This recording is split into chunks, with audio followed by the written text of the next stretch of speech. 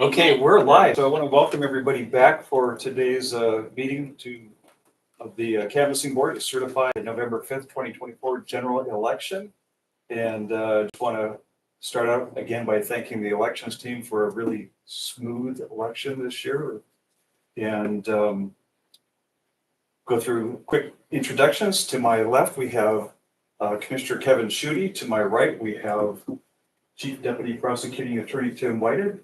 I'm your auditor, Steve Dunkel. We have elections administrator, Marie Stevenson, and we have elections technician, Mike Lebonsky. And our two observers are Ross Gallagher, and we have Mark Tucson, his first time here observing a canvassing board meeting. We're glad you're here. So I want to officially call this meeting to order. And before I turn it over, I gotta tell you, so going back to it was in June 2023, you were expressing angst about the November presidential election. Probably long before that. Yeah.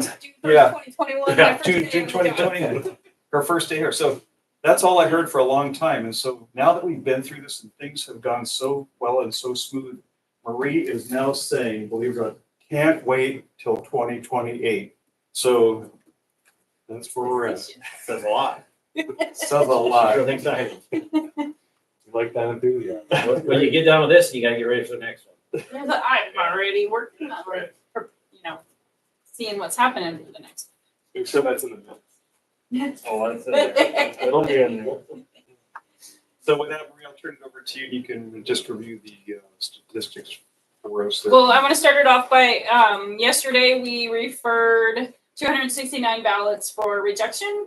And then after, of course, the canvassing board meeting, you guys, accepted 7. And then between the time we ended the meeting and 4 p.m., we received 2 more cure letters. So we got 2 more on our accounts. So it just went from 269 to 260. So you guys want to sign on that? Wow, what was the original number for? 643. 643? Yeah. Nice work. Really nice work.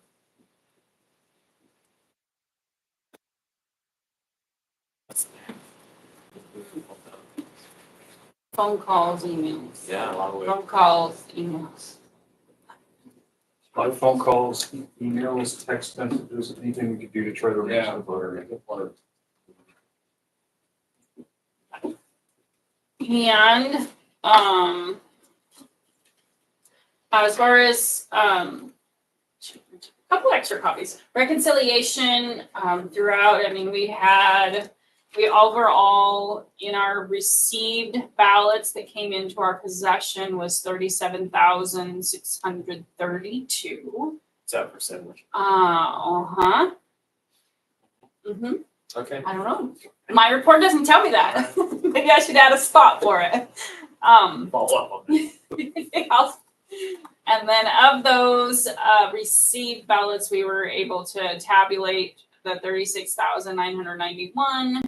And then the ballots we didn't count, of course, are the rejections, ballots that we forwarded to other counties that were put in our drop box or that had moved out of county. And then, yeah. Look it up. It's a lot. There's a lot. We had over 300 forwarded ballots. No, overall turnout was 79.3%. Yeah. I mean, But I did the math. yeah. no, but that's Overall turnout. tabulated. Exactly. It's gonna put, we have 260, but that, okay. Discrepancy 0. Well done. Yeah. Discrepancy 0. And for those of you who did the research on the definition of cleaner than a say-so chicken, I don't know where you came Yeah, up I with. didn't actually. I forgot about that. But people are still talking about it, so it must mean something. And precinct level results, everything looked really good. Nothing says there's any issues. I mean, we do have a small precinct that we have to be careful with when we're disclosing information about. And other than that, But for Mark and for Ross, so everything reconciled vote-wise, tabulation-wise to a T, and no errors in any aspect of the election, so every ballot that came into our possession It was- is accounted for. watertight, nice job. We had a few that just wanted where we have what's called the automatic voter registration, which is kind of a challenge when it comes to what we found out. This is our first election that it started in August, but this election has been a little more tedious because we have a 5-day turnaround for getting those. We have the 8-day window for voter registration locked to in person for updates in new voters. So that kind of pulls that automatic voter registration out of that queue. We don't process it. But then day after election day, we start processing it and we get a return letter that says, don't change anything, leave me alone, put my record back, which then we've got them, their hours, we gave them Mason County ballot, and then they get that on the 6th. Then we have to send them back to the other county because they said, don't change anything. And then we go to process the ballot because we got it a little bit later, but now they're back to the other county. It's very complicated. So that's, and then we send it there, but then they were hours on election day, so they send it back. Hot potato. But we got them all taken care of. So, and a couple of them we had to on election day, got it. And it's like, but this is your voter. So we literally drove a ballot to Thurston County. Did you really? Mhm. Good for you. Dedicated. Make sure that Very they got much to so. it. That was on Monday. So, anything else you want to add, or No, with that, I think everything went amazing for this election.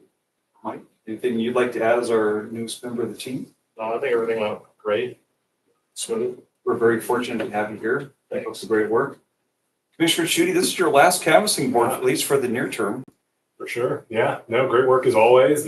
I was just sitting here looking at the room and how it's changed in 8 years. And I think people can rest assured that we take elections very seriously in Mason County, but it all starts with our dedicated staff. So just thank you for that. I'm ready to certify one last election before I hit the road. And I want to personally thank you for all your support and your teamwork throughout all this. Thank you very My much. pleasure. Thank you. Tim, any comments, questions from your perspective? Remember we did it upstairs. Yeah. Yeah. No, I'm not surprised. You guys do a fantastic job every election. I'm not surprised. This went smoothly and you all do a great job. But it makes our job a lot easier. And and in addition, just so we had recruited some volunteers to help us on that crunch week, crunch time when people didn't get their ballot or they wanted to get registered because this is such a big election that it's important to so many people that they waited till the last minute. So of course the volumes that we had foot traffic here and in our vote center that we did temporarily in Belfair for that last week without those volunteers from some of our local two parties, our couple of other organizations, our ROTC, Mark was one. amazing help. We could not have done it without them. It would have been crazy. You probably don't recognize it without the. Without the orange vest or without one of our elections helper vests. Right. No, so I mean, it just made it go so smooth and, with there was only one person up there, there were two people learning in this building. One person experienced leading a team to get everybody serviced as they came in the door in a timely manner and with the proper ballot. And it was a big team effort between us and our Volunteers, the commissioners allowed for additional within space to run that smooth operation up there. And you guys do it all you do and Mason Transit might determine what they do. Just Transit. all around great job. Great community effort. For sure.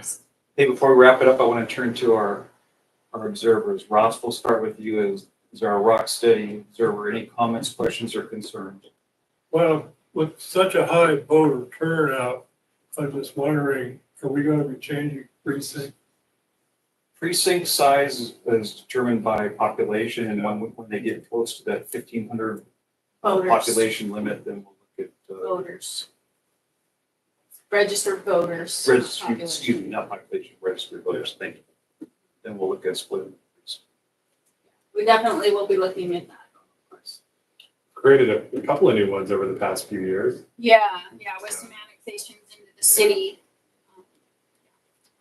Alderbrook and Union split a few years ago. Allen, I think, has the Yeah. north and south one now. Yeah, so Yeah, we did precinct. County's growing. We did precinct changes and adjustments and added nine new precincts So how many do we have? in 2020. How many? 56. We did that in 2021, I think. It's based on registered. Registered. The number of registered voters, not to exceed 1,500. Gotcha. Last but certainly not least, Mark, Oh, everything looked good. Very interesting. thank you again for your help. Thanks again for being here. Come back for the full $1.50 tour. Yeah. We'll take you through the whole thing. And with that, I think, I'll call for a motion to adjourn. Certify. We got to sign, then we'll Two adjourn. spots. How's that? We'll sign. Up and down. North and south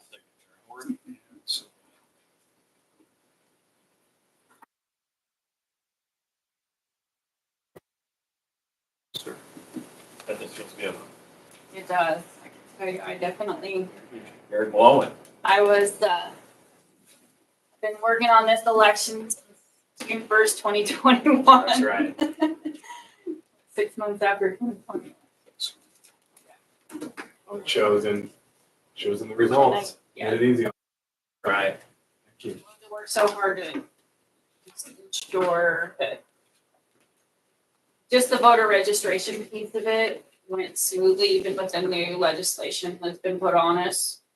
And that every voter got to get registered and we made sure the ballot got counted and all of the proper e-signatures. Forgot to sign, so, you know, best to try to, but not very many. Yeah, you're dealing with volume and changes in legislation and laws. How many viewers, Mike? Got one. One viewer. Thank you for joining us. It's double yet than You want to try? yesterday. Yeah. Mr. Honor, we adjourned. Yep. Second. Second, let's adjourn. Thank you. Thanks, everybody. Kevin? Yeah.